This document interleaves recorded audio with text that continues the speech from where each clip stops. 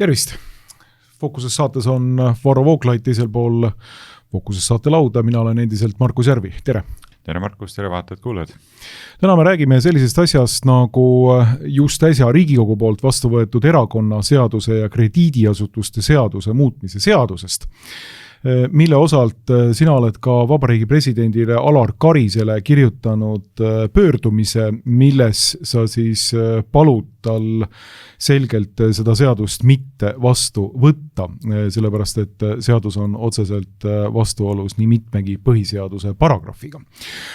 Aga võiks vist lühidalt öelda, et kogu see seadus on nii-öelda SAPTK seadus, et sellised kampaaniaid, nagu meie oleme siin teinud, vahetult enne Riigikogu valimisi, toetades näiteks ühte poliitilist erakonda või ühte poliitilist liikumist, siis selle seaduse järgi enam teha ei oleks võimalik. Jaa, eks sellise suunitlusega seaduse väljatöötamist alustati juba oma 10 aastat tagasi või natuke nüüd juba rohkemgi pärast 2015. aasta valimisi.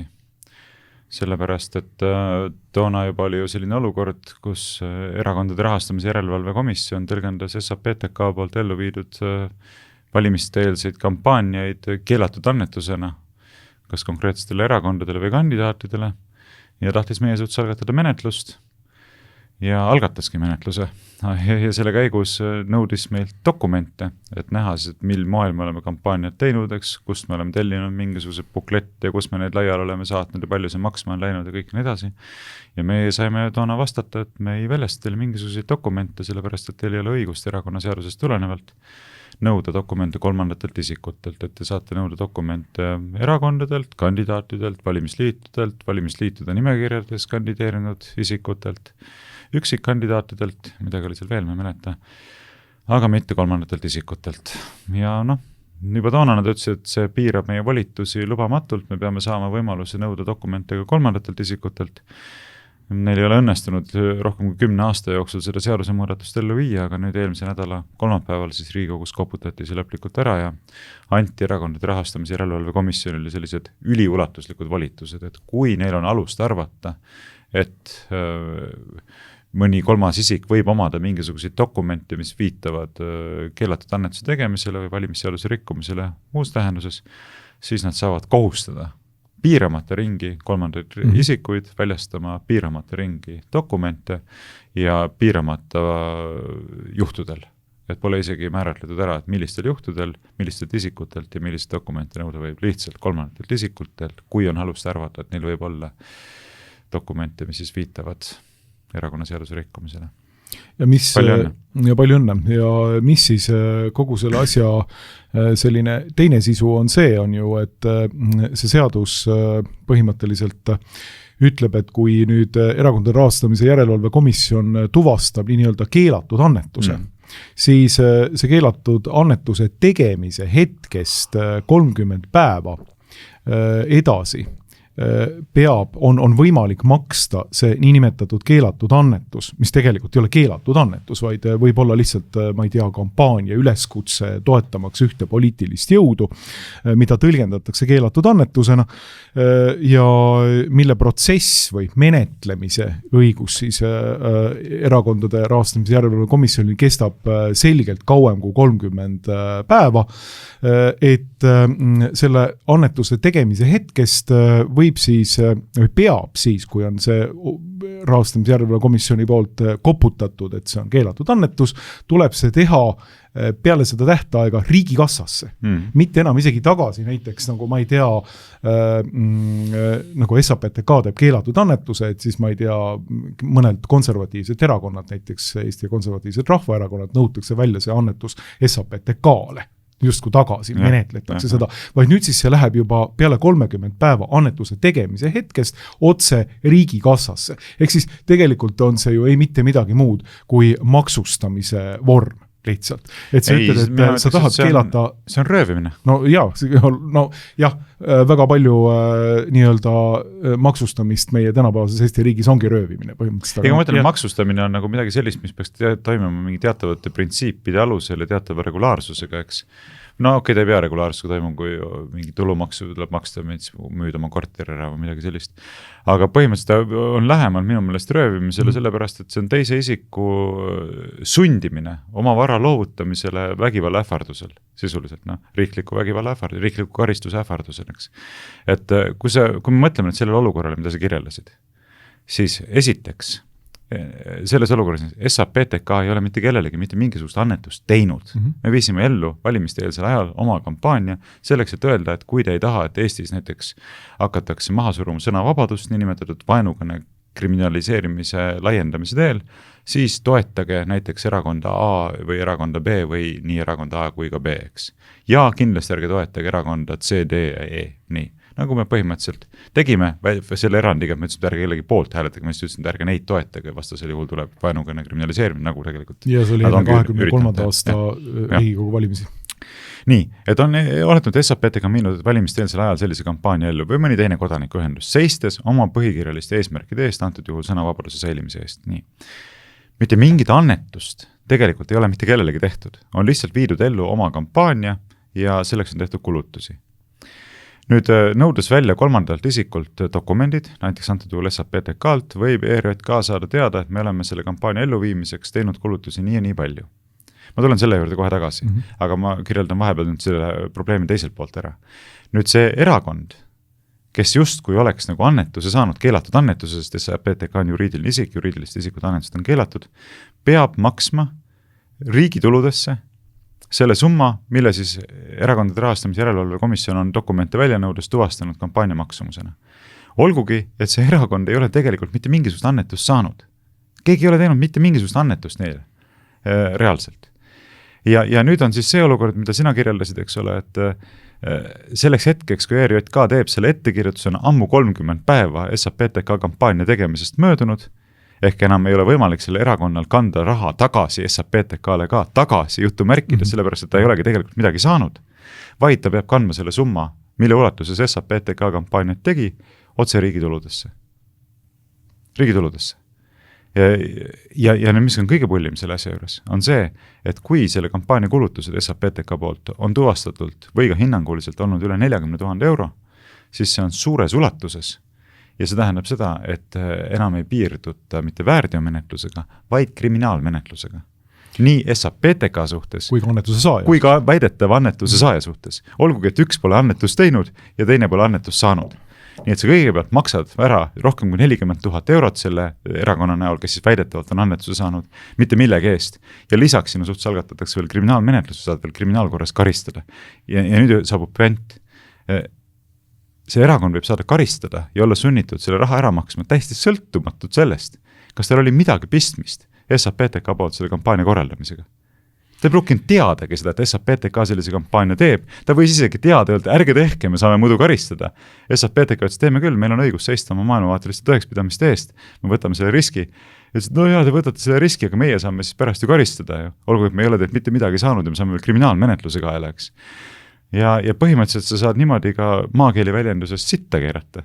No, ma olen ammu seda oma vahelistes vestluses rääkinud, et juhul veel, kui naljatledes loomulikult, kui poleks olnud seda riigitulustesse kandmise varianti, siis oleks SAPTK võinud ruineerida endale nii-öelda vastupidist maailmavaadet olevate erakondade kassat lihtsalt, tehes nendele nii-öelda väidetavalt, ma ei tea, 30 000 euro suuruseid keelatud annetusi, rääkides, kui head on sotsid ja nii edasi, ja siis kasseerinud ise 30 000 näiteks sotsidelt ja Reformierakonnalt ja teistelt erakondadelt enda kassale sisse. See oli muidugi tehtud nagu nalja vormis või räägitud nagu naljana, eks ju. Aga põhimõtteliselt selline võimalus oleks olnud erakondade rahastamise järelevalve komisjoni otsuse kaudu, eks ju, mida ta oleks siis teinud ja mida need erakonnad oleks pidanud meile SAPTK-le kui keelatud annetuse tegijale tagasi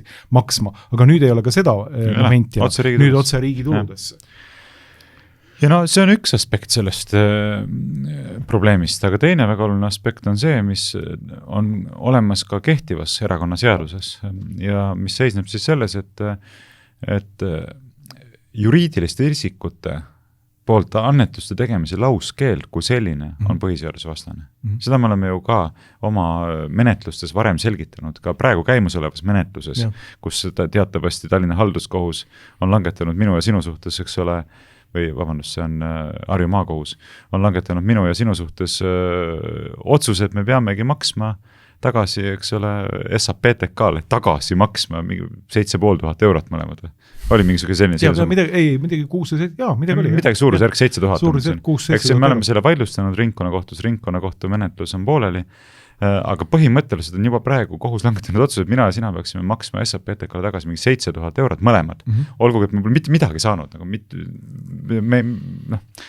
siin ma kaotan palju aega, kui ma hakkan kirjeldama, milles see probleem seisneb, eks ole, aga ühe lausega öeldes me lihtsalt tegime valimiste sel ajal kampaania, kuhu voldikutesse kirjutasime alla juhatuse esimehena ja nõukogu esimehena, nagu me kõikides kampaaniamaterjalides oleme alati teinud alla, sina ja mina, saatsime voldikud laiali, mitte ringkondades, kus me kandideerisime, mainimatagi, et me kandideerisime, rääkimata sellest, et kutsuda üles hääletama meie poolt või kellegi teise poolt.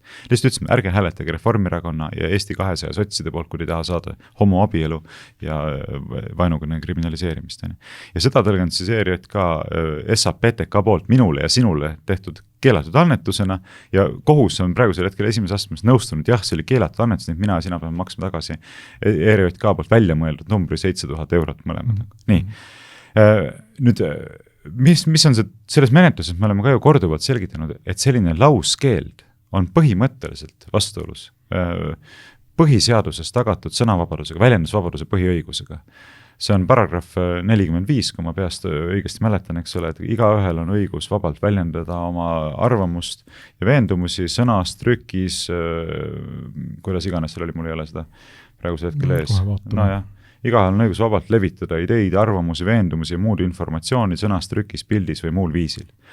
Ehk siis olukord, kus maailmavaateliste põhimõtete ümber koondunult moodustatud kodanikuühendus nagu sihtasutus ei või valimiste eelses kontekstis seista endal oluliste põhimõtete eest, öeldes kodanikele oma teavituskampaaniatest, ärge hääletage nende erakondade poolt, mis töötavad vastu meile olulistele põhimõtetele ja hääletage nende erakondade poolt, mis seisavad meile oluliste põhimõtete eest. Selline keeld, mis ei võimalda mittetulundusühingutel ja sihtasutustel sellist kampaaniat valimiste eelsel ajal üldse teha, sest seda tõlgendatakse keelatud annetusena, on minu meelest täiesti ilmselgelt põhiseadusvastane.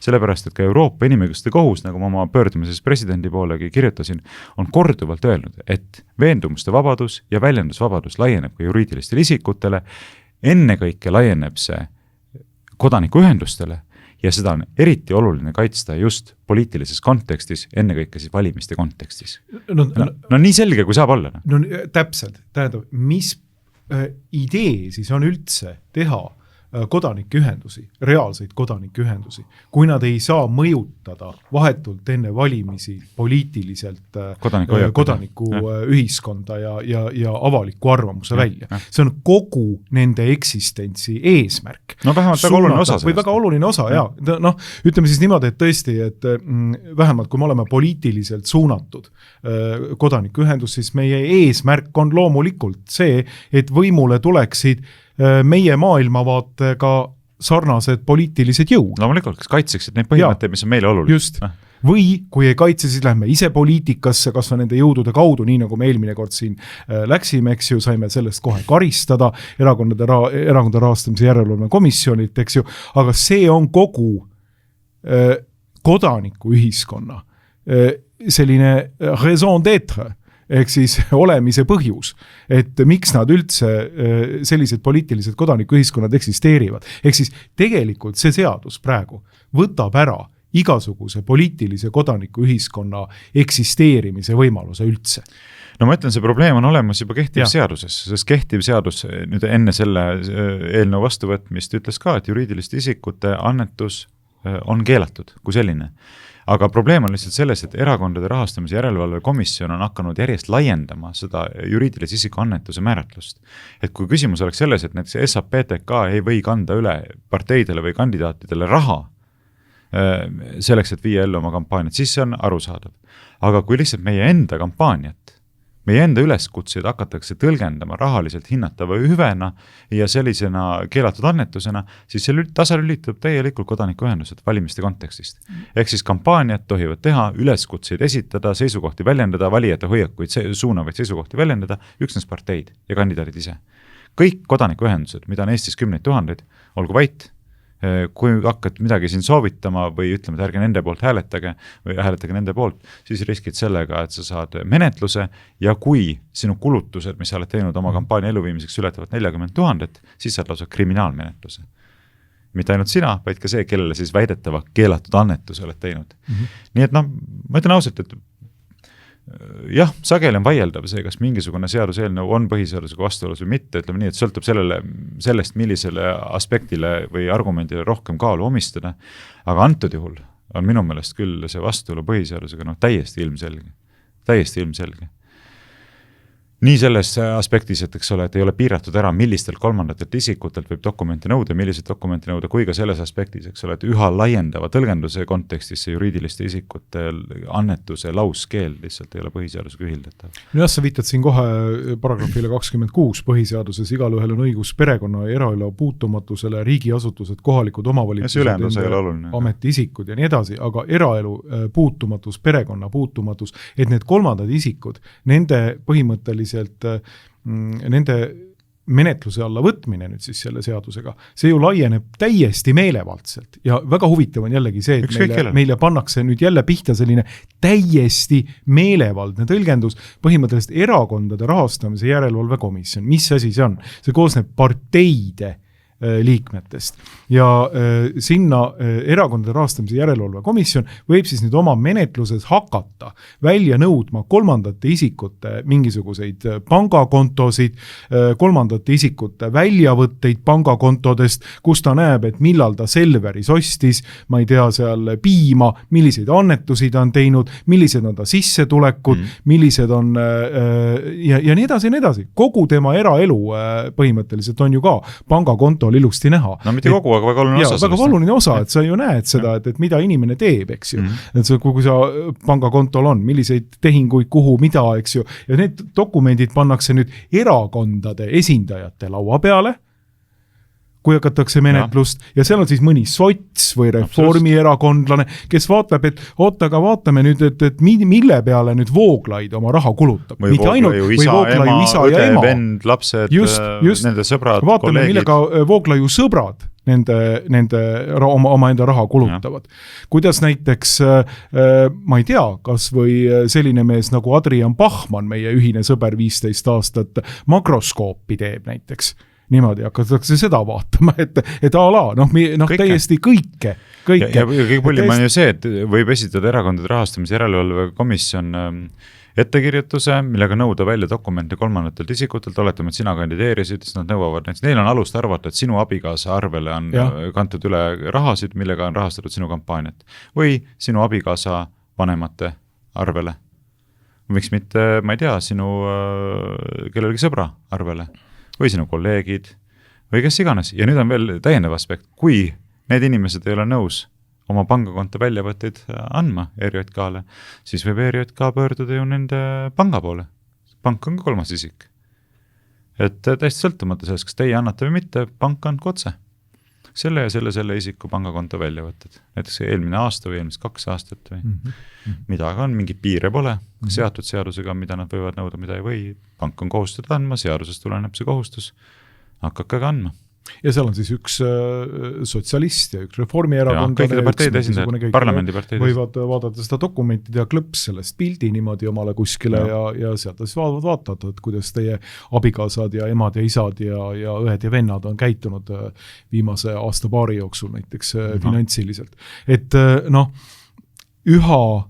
üha totalitaristlikuks läheb see asi siin Eesti Vabariigis. Eesti Vabariik on selle seadusega tegelikult, aga mitte ainult loomulikult ka siin hiljuti olnud prokuratuuri ja kapo uurimis nii-öelda probleemidega selgelt võtnud selle positsiooni, et me olemegi diktatuur.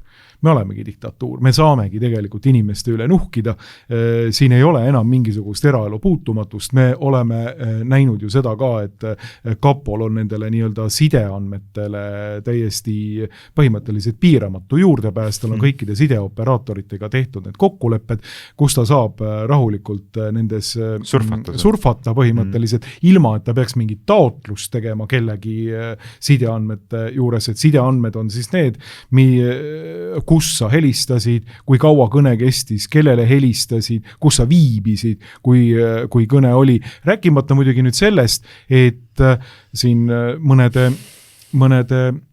advokaatide nagu Paul Kerese järgi Eestis kuulatakse pealt 100 000 inimesi. Kümneid tuhandeid inimesi.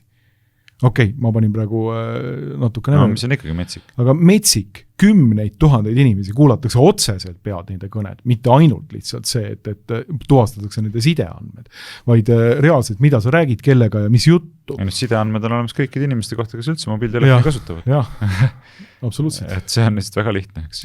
Siin on tõesti 100 000 inimesed. Absoluutselt. Jah. Nii et saab näha, mida president otsustab selle asja kohta. See aspekt ka ilmselgelt, eks selle eraelu puutumatuse põhiõigusega kooskõlas ei ole, kui lihtsalt selline organ, mis pole isegi õiguskaitseorgan, saab hakata selliseid üliulatuslikke nõudmisi esitama, kus juures ta saab veel rakendada sunniraha kohustust. Et kui nüüd ei väljasta kolmas isik neid dokumente, siis ta saab määrata sunniraha kuni 15 000 eurot, eks selle. Nii et, ja seda sunniraha saab ju teatavasti määrata ka korduvalt, et kuni siis väljastada. Et täiesti kohutav ja kõik see viitab sellele, et tegelikult sellist organit nagu see ERJK ei tohiks üldse olemaski olla. Ta on mingi värdmoodustis, pooleldi moodustab poliitiliste parteide esindajatest, ta ei ole isegi õiguskaitseorgan, ta ei ole ka põhiseaduslik institutsioon. Et mina olen küll täiesti veendunud, et see tuleks likvideerida ja selle ülesande tuleks üle anda Riigikontrollile. Et isegi kui Riigikontroll nõuab, eks ole, kolmandatelt isikutelt dokumente, siis on nagu tunduvalt nagu lihtsama väljastada neid dokumente, teades, et neid läheb otse parteide esindajate lauale, eks ole, eelduslikult. Et on ikkagi põhiseaduslik institutsioon, millel on oma mingi teatav, mis annab mingi oma teatava garantii. Et seal ei menetle neid sotside esindaja, Reformierakonna esindaja, Eesti 200 esindaja, parempoolsete esindaja ja nii edasi. Et juba see oleks hoopis teine olukord, aga lihtsalt nii, et mingitele poliitikutele peab hakkama piiramata ring kolmandat isikuid oma piiramata ulatuses oma dokumenti väljastama sunniraha ähvardusel, lõpetage ära. Aga see on väga huvitav, et meil on terve rida nagu erinevaid organisatsioone Eestis, mis on saanud selle menetlusõiguse, et alustades Kapost loomulikult. Siis prokuratuur, teatavas mõttes on see arusaadav, et prokuratuuril see menetlusõigus on. Aga nüüd siis justku antakse selline kvaasimenetlusõigus. Väga ulatuslik menetlusõigus erakondade rahastamise järelevalve komisjonile, mis tõesti ei ole mingisugune õiguskaitseorgan, vaid ta peab nüüd hakkama siis ja lisaks jällegi ilmselt sellisele seadusmuudatusele viidates võib ERJK ilusti tulla jällegi nagu riigi siseministeeriumi juurde ja riigistruktuuride juurde öelda, et meil on vaja menetluse läbiviimisteks lisaraha, lisaametnikke. Meil on vaja kogu seda struktuuri paisutada loomulikult, sellepärast, et meil on vaja viia läbi iseseisvalt menetlusi. Et meil on nagu terve rida erinevaid organisatsioone Eesti Vabariigis, kellel on antud nagu ulatuslik menetlusõigus kõikide kodanike üle. Ja see on miski, mis on jällegi selline totalitaristliku riigi praktika. Vaata, kui sa vaatad seda, oli sul see eelnõu siin lahti ka või? Mul oli see eelnõu siin kuskil olemas, ma vaatan, teeme ta lahti. Kui sa teed korra sille lahti, vaatame seda normi korras konkreetsemalt, kui kus ta mul siis on? Mida ma tahtsin lihtsalt osutada seda küsides või sellele osutades on see, et ma vaatan ise ka, kus see norm oli siin, et see on see paragrahv 12 ülamärkiga 11, kus on siis kirjutatud, ma võin ise ka ette lugeda, et põhimõtteliselt erakondade rahastamise järelevalve komisjonil on käesoleva seaduse täitmise kontrollimiseks õigus ettekirjutusega kohustada. Siis tulevad nüüd erakonna nimekirjas kandideerinud isikud, eks ole, siis jõuame kolmanda isikuni. Kolmandat isikut esitama komisjoni määratud mõistlikuks tähtajaks dokumente ja teavet. Mis see paragrahv, vaata, see on eelnõu punkt 25, millega on nähtud ette uus sõnastus paragrahvist 12 ülamärkiga 11. Nii, jah, see sama. Ja vaat see lõige 1 tee see, ja näed, et see alt teine rida, eks alt kolmas rida. Kolmandat isikut esitama komisjonil määratud mõistlikuks tähtajaks dokumente ja teavet. et vaata, siin on veel laiendatud, et mitte ainult dokumente, vaid erinevat laadi teavet, et kõik oleks kaetud. Et no näiteks, ma ei tea, kas sinu e-maili postkasti sisu on dokumendid, e-kirjad, ilmselt ei ole dokumendid. Eks sinu e-kirjad, aga teave on küll. Nii et kui näiteks nüüd Objektiiv, eks ole, omab serverit kusagil Eestis, see tähendab seda, et ka sinu e-postkast, Objektiiv lõpuline e-postkast on selles samas serveris, siis põhimõtteliselt ERJK võib pöörduda ka selle serveri pidaja poole ja öelda, palun kolmanda isikuna väljastada kogu Markus Järvi e-postkasti sisu. Meile, ma ei tea, viimased 2 aastat, kogu sisu, ilma piirideta.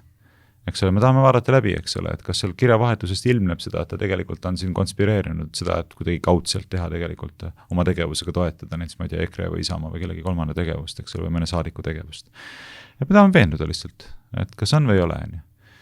Ja lihtsalt sellise ettekäändega saab kätte kogu sinu postkasti sisu ja see serveri pidaja on kohustatud selle väljastama, sest näed, kolmas isik on kohustatud. On kohustatud, seaduslik alus on olemas siin. Ja siis tulebki see 15 000 euro sundraha määramise võimalus veel, eks ole, et see on täielik hullumaja lihtsalt, et erakondade rahastamise järelevalve komisjonis tehakse nagu hüppeliselt nagu sellise võimuvolitusega organ, et oi. Ja ma ütlen, et probleem on veel selles ka, et küsimus ei ole selles, et sa ei väljasta. Ma ei anna teile oma e-postkasti sisu, nagu nad pöörduvad. Nad pöörduvad siis serveri pidaja poole. See ikka annab. Nii et sul vaidlustamisest ka selles mõttes kasu ei ole. Et see, niivõrd kui see e-postikasti sisu ei ole sinu enda käsutuses, su enda mingisuguses serveris, mis on su enda kodus, eks ole, et siis tegelikult nad saavad selle nõude välja lihtsalt serveri pidajalt. Sest kolmandate isikute ring on piiramata. Täitsa hullumaja. Täielik hullumaja.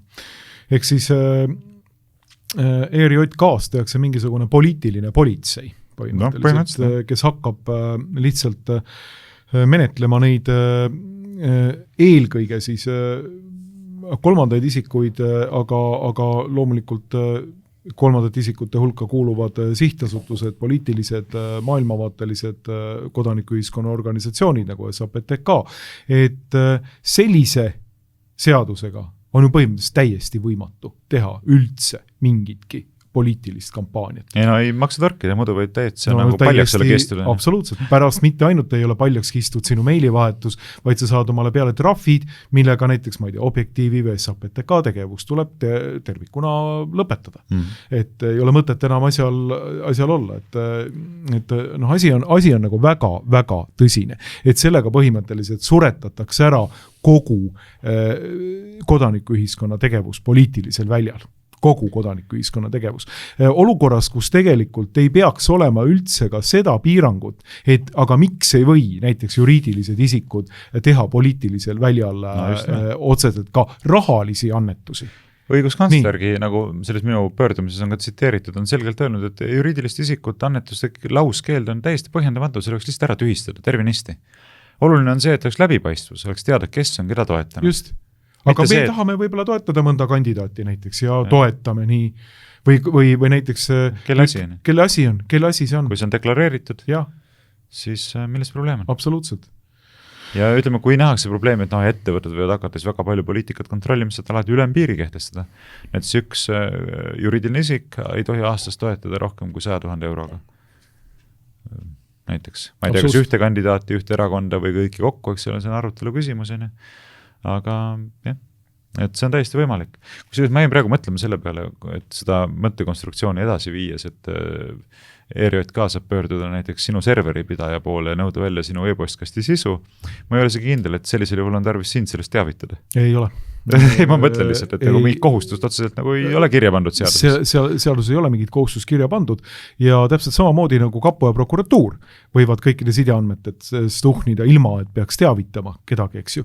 Et ERJK-le tehakse samad volitused ja kujutate nüüd ette, et põhimõtteliselt, no aga kas siis ei ole põhjendatud ja põhjenduse ju ikka leiab, et näiteks sinu või minu kirjavahetus tervikuna kätte saada puhtalt selle pärast, mitte, et me isegi oleksime teinud mingisugust kampaaniat vahetult enne Riigikogu valimisi, vaid kontrollida. Ega ei ole sinu kaudu tehtud mingit annetust. Et ega ei ole tehtud ja siis ongi kogu meie kirjavahetus SAPTK, sisekirjavahetus näiteks on mingisuguse sotsi ja reformierakondlase laual, kes siis hakkab seal sobrama ja tegema mingeid omasid järeldusi. No, ja üllatav.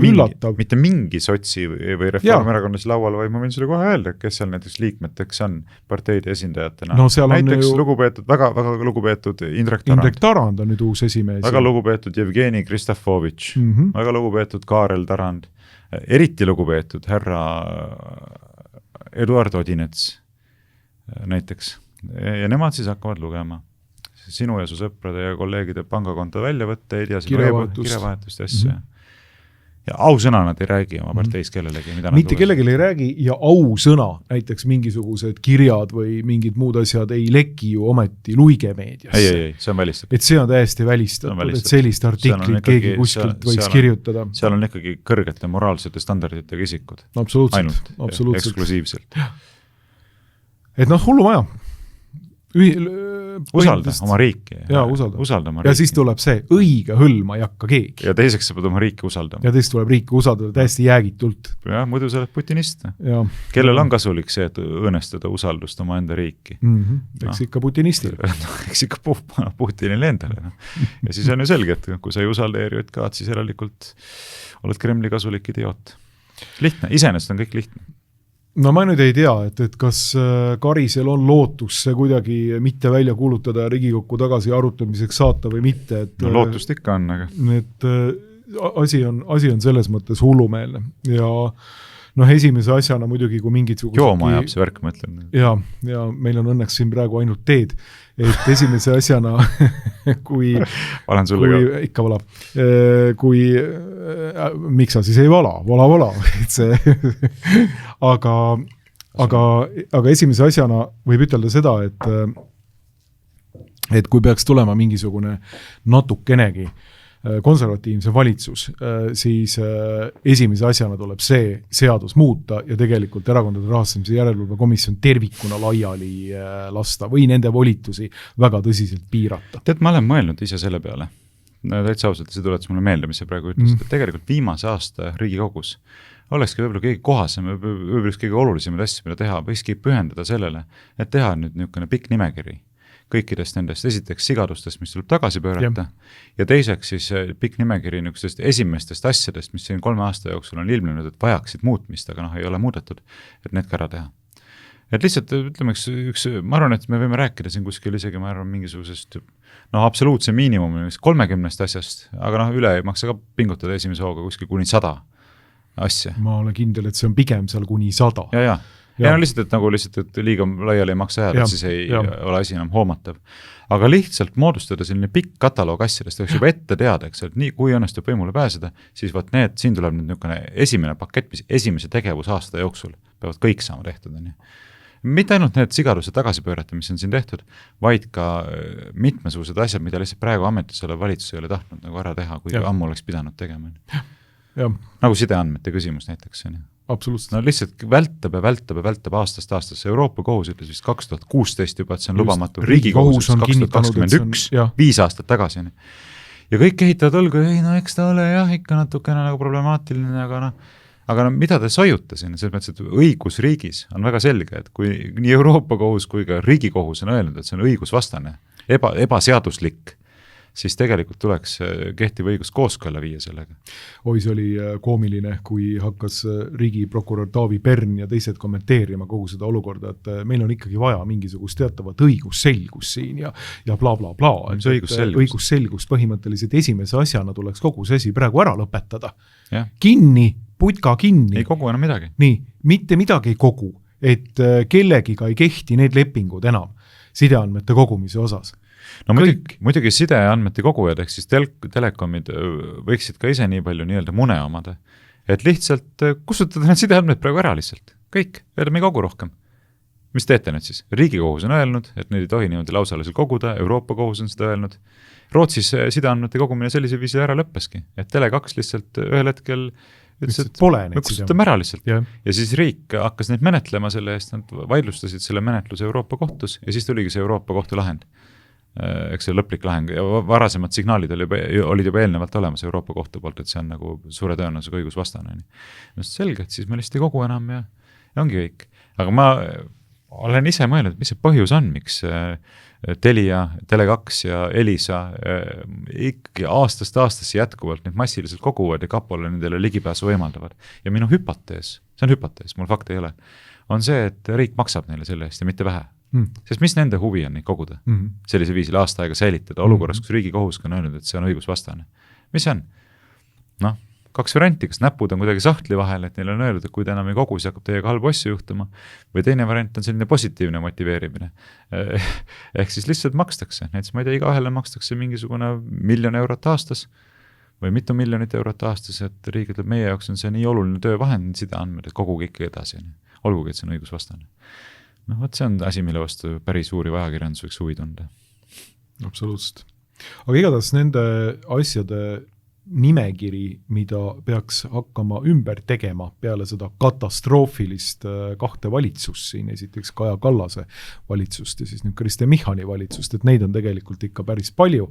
Ja ausalt öeldes see oleks päris huvitav töö, et vaadata niimoodi katalogiseerida kogu see asi, mida on tehtud esiteks, mida vaja ümber teha, aga mida ka siis on tegemata jäetud ja mida oleks vaja teha. Minul oleks väga selge ettepanek, et ma ei tea, kes järgmise valitsuse moodustavad, aga eeldusel, et parteide vahel on kokkulepe, et tehakse uuesti 3 peale valitsus Isamaa, Keskerakonna ja EKRE osalusel, võiks ju moodustada sellise töögrupi, mis hakkaks siin, ma ei tea, korra nädalas või paar korda kuus praegu koos käima, jagaks ülesanded ära, hakkas katalogiseerima, mitte nii, et pärast valimisi siis nagu ehmatatakse, et mis me nüüd siis tegema hakkame. Tegelikult on ju päris aastat ei ole, aga 10 kuud on meil aega. Rahulikult saab veel teha tööd. Teha ilusti kataloog valmistada ette juba ja siis, kui võimule pääsetakse, siis päevast 1 visata tööülesanded ministeeriumi ametnike kätte ja nii läheb lahti ja ma ei tea, hiljemalt sügiseks olgu kõik eelnõud välja töötatud ja siis hakkame menetlema neid. No teise nimega võiks ju seda nimetada ju valimisprogrammiks. No jah, see on natuke isegi nagu läheb nagu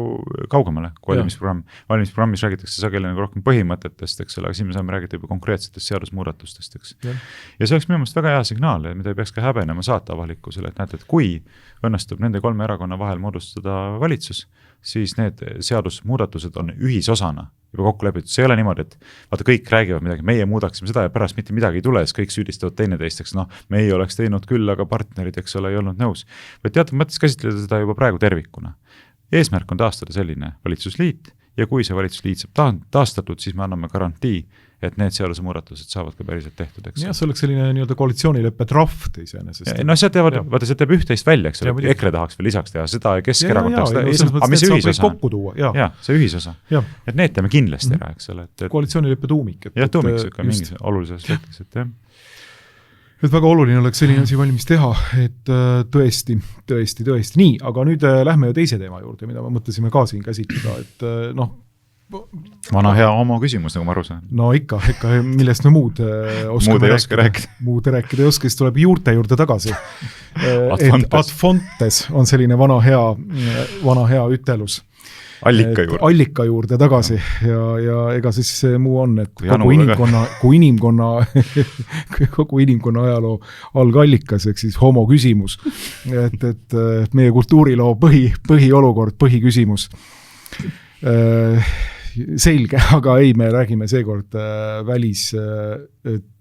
poliitika teemadel ja tegelikult võtame siia uue teema, küll ka seonduvalt Karisega ja eelkõige tema väljaütlemistega, mis puudutab suhtlust Venemaaga. Et me polegi tegelikult neid viimaseid väljaütlemisi siin kommenteerinud, mina varasemalt olen kommenteerinud oma kommentaarides ise, aga neid viimaseid ei ole.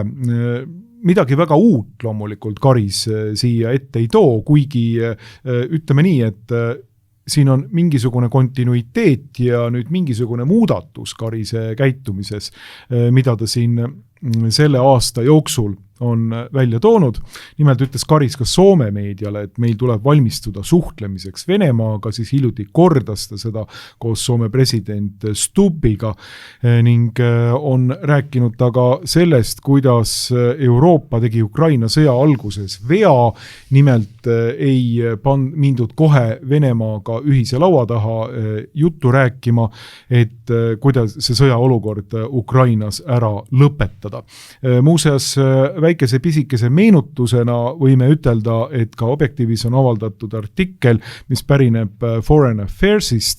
Ukraina ja Venemaa olid tegelikult valmis sõja lõpetama juba mõne kuuga, et kui 24. veebruaril see sõda algas, siis märtsi lõpuks kuu aega, natukene rohkem, mõned päevad rohkem, oli valmis põhimõtteliselt juba lepingu draft, mida käidi Istanbulis arutlemas. Ning Foreign Affairs ütleb ka seda, et tegelikult see leping oli juba väga lähedalt sellele, et saada ka tõeliselt siis aktsepteeritud nii Venemaa kui ka Ukraina poolt, aga siis astusid Ukraina niinimetatud liitlased eesotsas Boris Johnsoni ja Inglismaaga vahele, ütlesid, et ei ole sellist lepingut praegu vaja, sest me võime kogu selle sõja veel siin võita. No kuidas see sõja võit nüüd on läinud, siis võite ise uudistest igalt poolt lugeda. Aga see olukord, et nüüd Karis on võtnud sellise positsiooni, see näitab seda, et mulle tundub, et Eesti sellises välispoliitilises narratiivis on juba pikemat aega, mitte pikemat aega, aga nüüd siin mingisuguse viimase paari kuu jooksul vähemalt väga tõsised mõrad.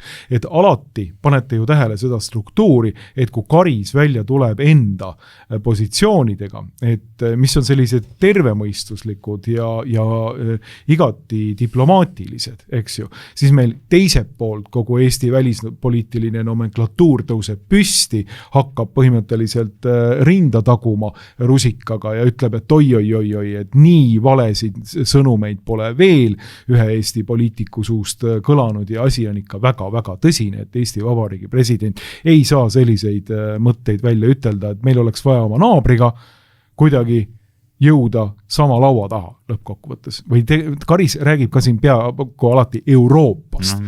Jah. Mis ma oskan öelda, ma ei julgegi midagi ütelda, sest ma ei taha saada seda venemeelsuse süüdistust endale kaela. Vaata, kulla Varro, kuidas ma sulle ütlen seda, et see rong on sul juba väga ammu läinud. Päriselt ka või? On küll. Oi, siis on küll pahasti. Nagu tõsiselt rääkides, muidugi Karis ei ole öelnud mitte midagi erilist. Ta tõesti rahulikult väljendanud sellised nagu isegi väga ümaraid seisukohti, mis on lihtsalt absoluutselt tervemõistuslikud. Tegelikult peaks palju kaugemalegi minema. Tõsiasi on ju see, et Euroopa ei teinud rangelt võttes viga 2022. aasta kevadel. See ei olnud viga. Karis võib seda veaks pidada, et ei lõpetatud sõda ära, ei astutud neid samme, mis oleks saanud astuda selleks, et sõda varakult eos ära lõpetada ja hoida ära, eks selle 100 000 inimeste surm ja selle riigi infrastruktuuri ja demograafilise olukorra nagu ränk purustamine. Aga asi on lihtsalt selles, et see oligi eesmärk.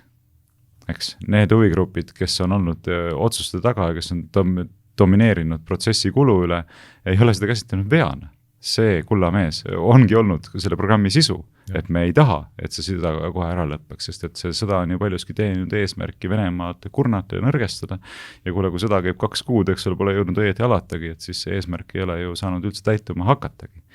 Nii et kui me nüüd nagu päris ausalt asjadest räägiksime, siis me ei räägiks siin mingisugustest vigadest, kuigi tõsi, teatud tõlgenduse kaudu võib seda öelda, eks ole, aga see lähtub kogu selle kontseptsiooni kõrvale heitmist, millest on juhindatud seda pidades ja käivitades, eks. Nüüd, mis puudutab seda teist avaldust, et Euroopa peab valmistuma sõja lõppedes Venemaaga suhtlust taastama, siis ütlen, mida siin kritiseerida on? Ei, ka pärast sõja lõppu ei tohi Euroopa enam mitte kunagi Venemaaga mitte mingisuguse kõnelusi pidada, mitte üheski küsimuses, või kas see on see positsioon siis või? Nalja teete või? Samal ajal, eks ole, Euroopa Liidu kõrged poliitilised juhid räägivad praegu täiesti avalikult sellest, et praegu tuleb Euroopa Liidul taastada suutlikkus Venemaaga suhelda. Kuna USA ei esinda rahuldaval määral Euroopa huve läbirääkimistes Venemaaga, siis peab Euroopa Liit või Euroopa laiemalt võetuna ka hõlmates ka Ühendkuningriiki suutma seda ise teha praegu. Ja nüüd on huvitav olukord, eks ole, et karist siis nagu hurjutatakse sellepärast, ütleb, et pärast sõja lõppu peaks Euroopa suutma uuesti suhelda, samal ajal kui Euroopa liidrid ise räägivad, et juba praegu tegelikult tuleks seda teha. Ja no ütleme, mina omalt poolt läheksin veel oluliselt kaugemale, ütleksin, mitte Euroopa ei pea valmistuma suhtlemiseks Venemaaga pärast sõja lõppu, vaid esiteks tuleks kohe praegu suuta oma huvide ees seista diplomaatilisi suhteid praktiseerides ja teiseks mitte Euroopal, vaid ka Eestil. Iga riik, mis natukenegi tahab teeselda iseseisvaks riigiks olemist ja suveräänsust, peab olema suuteline ka ise seisma oma huvide eest. Seda enam, et riigid ei ole delegeerinud välispoliitilistes küsimustes oma pädevust ära Euroopa Liidule. Nii et see on minu meelest elementaarne, et jah, tembeldage venemeelseks, öelge, mida tahate, minu kindel seisukoht on see, et juba ammu oleks pidanud kogu sõja vältel, oleks Eesti pidanud suutma oma huve esindada ja kaitsta, suheldes otse kõikide sõja osapoolteks olevate riikidega. Mida mis venemeelset on? See on just elementaarne iseseisvus ideaalist lähtuv arusaamine, et sa pead praktiseerima diplomaatiat oma enda rahva ja riigi parimates huvides, selleks, et hoida ära halvemad tagajärjed. Vot see ongi üks kohutav patt, eks ole. Vot see ongi üks tasand, muuses, mis reedab kogu Eesti välispoliitilisega, kogu ka Euroopa sellise süvariikliku nomenklatuuri täieliku infantiilsus tegelikult. Sellepärast, et kui me vaatame, et milleks on loodud diplomaatia ja diplomaatilised kanalid, siis need diplomaatilised kanalid ongi loodud selleks, et mitte tekitada pingeid, et pingeid leevendada ja ei tekiks selliseid olukordi, et neid pingeid viivad välja konkreetse sõjani või neid pingeid kuhjuvad sellisel määral, et on tõsine oht, et jõuab asi sõjani.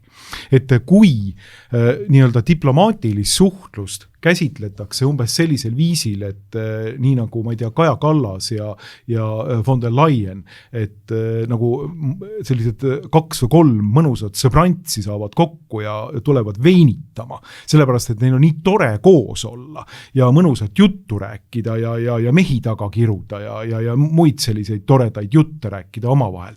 Et see on nagu diplomaatia sisu. Siis väga vabandan, see ei ole diplomaatia sisu. Diplomaatia sisu on olnud algusest peale seista oma riigi huvide eest eelkõige naabriks olevate lähiriikide diplomaatiliste esindustega läbi rääkides ja diplomaatilisi kanaleid omades. Ja enne kõik olukorras, kus suhted on keerulised. Kus suhted on keerulised, siis on eriti vaja diplomaatiat.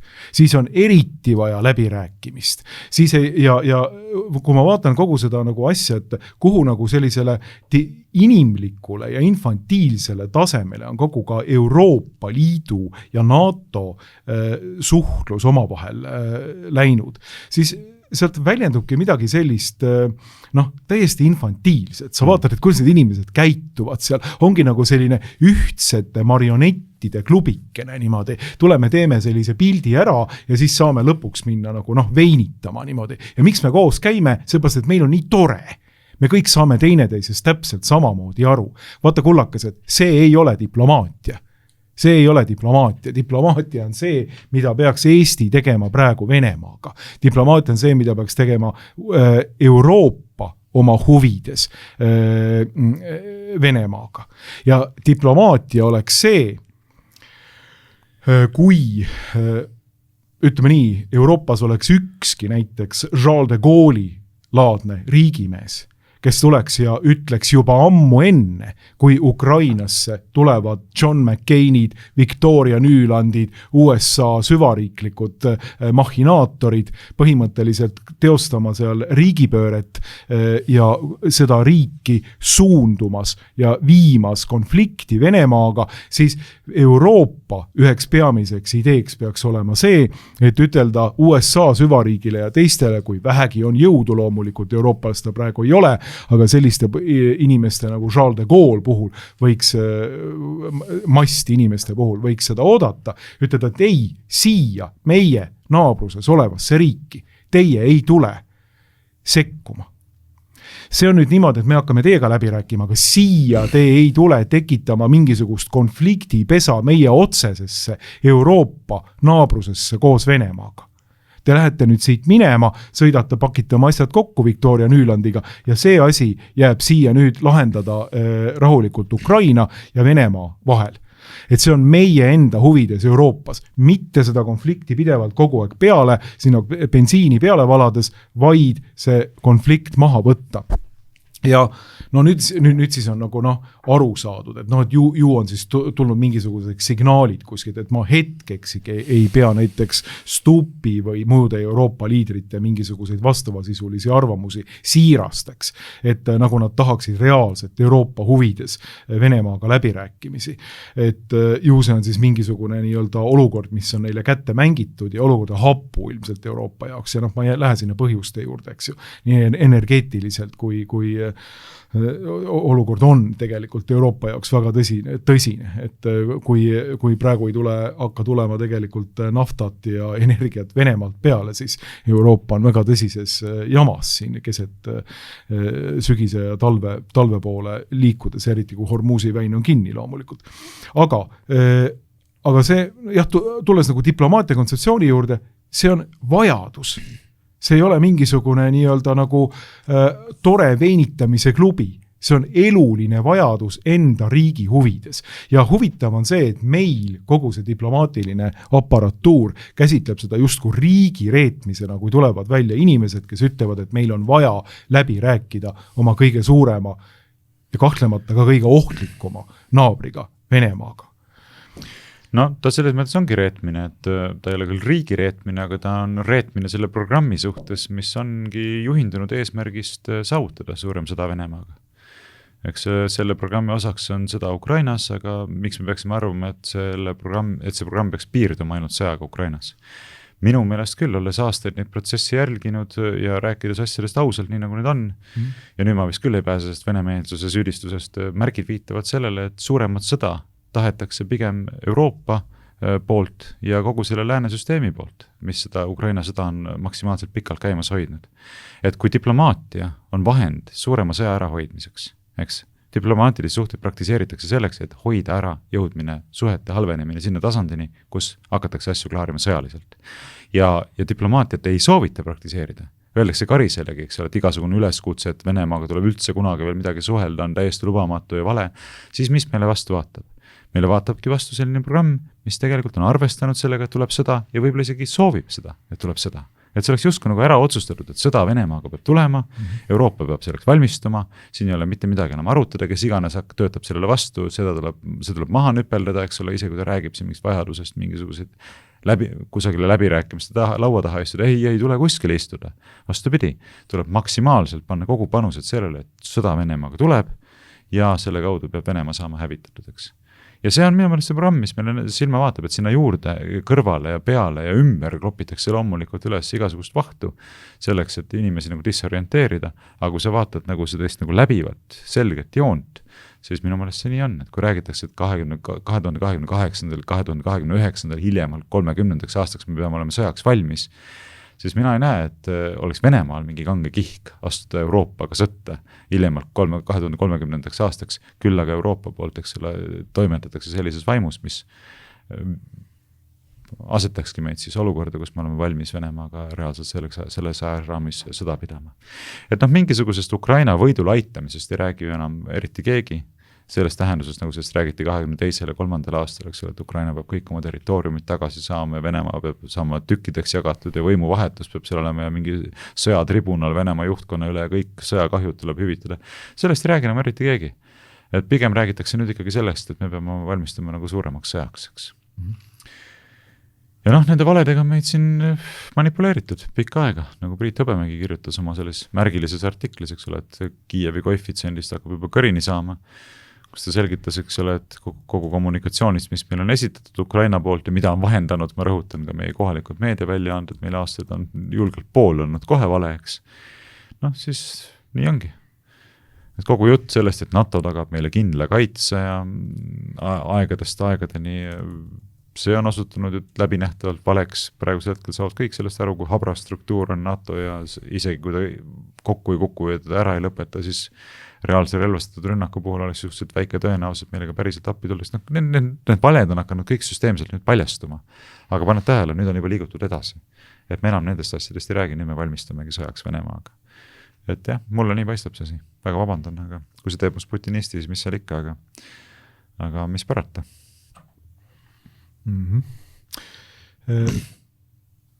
Karise juurde tulles tagasi, siis on selles mõttes on ikkagi huvitav, et Karis selliseid asju välja ütleb, et kas me võime siin näha mingisuguseid nii-öelda reaalseid mõrasid Eesti välispoliitilises doktriinis, kas nad hakkavad niimoodi pihta, et president ja välisministeerium ei käi ühte jalga enam ja kas Karis mängib mingisugusele kaardile, mis meie nagu avalikkuse eest on varjatud.